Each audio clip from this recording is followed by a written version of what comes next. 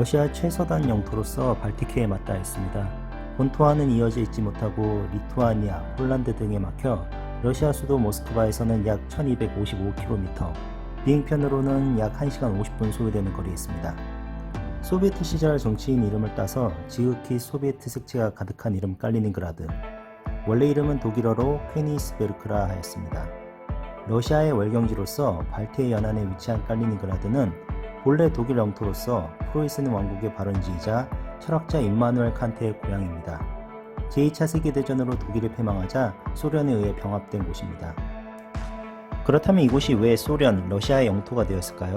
복잡한 역사를 가지고 있으나 간단히 살펴보자면 1차 대전 후 독일 바이마르 공화국은 베르사유 체제에 따라서 본토와 동프로이센 사이의 영토를 옛 주인이었던 폴란드에 할양하게 됩니다.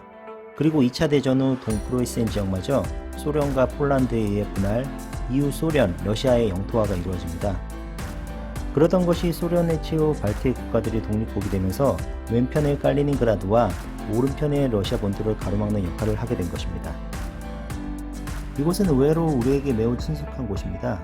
바로 수학자 오일러의 한북 그리기의 무대가 되는 곳입니다. 옛 이름 퀘니스베르크에 4개의 지역이 7개의 다리로 연결되었는데 이 모든 다리를 한 번씩 지나되 2번 이상을 지나지 않은 채로 모든 지역을 방문해야 하는 문제를 오일러가 이곳을 배경으로 연구한 것입니다. 사실 철학자 칸트가 매일 이 다리들을 지나면서 산책을 했는데 나이 든 칸트가 힘들까봐 마을 사람들이 오일러에게 한 번씩만 지나면서 모든 다리를 지나는 경로를 찾아달라고 오일러에게 의뢰했다는 이야기가 있습니다.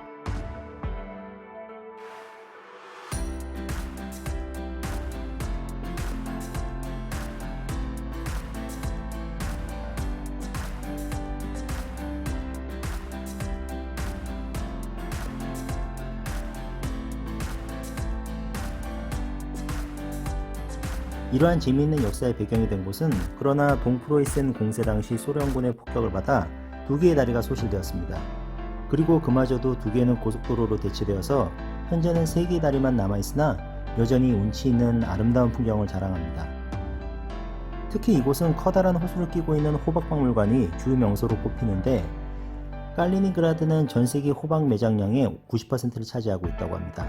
실제 칼리닝그라드에는 호박이라는 지명을 가진 지역도 있으며 이곳을 관할하는 지역전력청의 이름은 우리말로 호박에너지회사라고 불릴 정도입니다. 아직까지 이곳은 퀘니스베르크라는 옛 독일 명칭을 사용하고 있는 곳이 많으며 러시아인들조차도 독일로 합병되길 바라는 분리주의 운동을 펼치고 있습니다. 그러나 러시아 입장에서는 역사적으로 부단히 꿈꿔왔던 부동항이자 발트해 연안의 요충지인 이곳의 지정학적 중요성을 이해하기 때문에 절대 포기할 수 없으며 또한 호박에서 얻어지는 어마어마한 수입을 고려하지 않을 수 없기 때문에 분리주의 운동을 억제하기 위해 정당법을 개정하는 등 필사의 노력으로 이곳 영토를 지켜내고 있습니다. 또 실제 독일 입장에서도 폴란드를 사이에 두고 있는 외경지이기 때문에 관리의 어려움 등을 이유로 지난 동서독 통일 시점에 포기한 이 지역에 사실상 큰 미련을 두고 있지는 않습니다.